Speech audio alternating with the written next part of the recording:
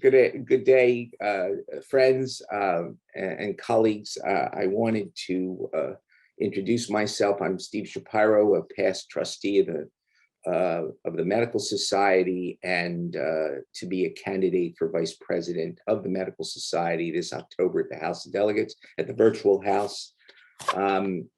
Thanks for the opportunity to deliver a message about something that I have become very deeply involved in my county as a member of the Suicide Prevention Task Force as it applies to children and young adults. But now as I have seen and learned about the issues surrounding suicide prevention in our own profession. This became very real to me after a colleague, an excellent physical therapist, took his own life suddenly in the locker room of the golf course that we both loved. He walked around one day sort of strangely, several weeks prior to his taking his life.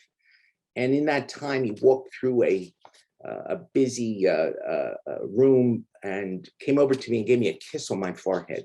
And he whispered goodbye to me in my ear.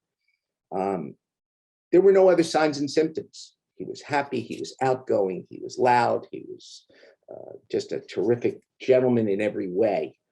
There were no signs and symptoms seemingly, but there were. We just never saw them. I really thought that event was strange when he came over and gave me a kiss on my forehead, but I never put it together.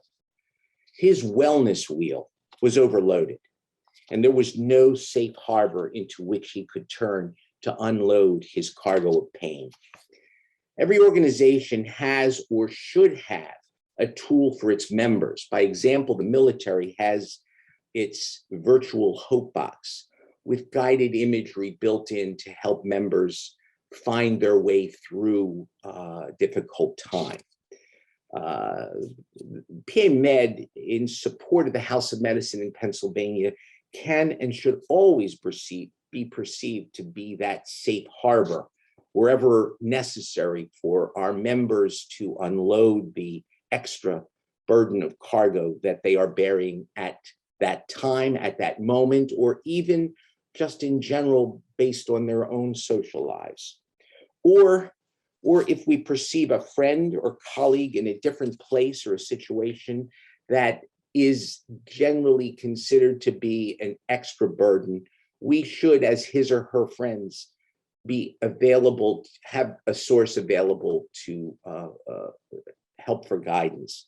As we approach the Physician Suicide Prevention Awareness Week, September 17th, I urge us all to take a moment and pause and think carefully about how we need to be, as great observers of the health of mankind, careful observers of our own community of physicians, and try to help wherever the need is possible. It's never a problem to do too much in this situation.